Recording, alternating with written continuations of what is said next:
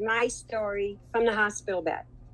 I had just had a total knee replacement that morning, and I was bound and determined that I just trusted these patches, and I knew I wasn't going to have to take the pain pills.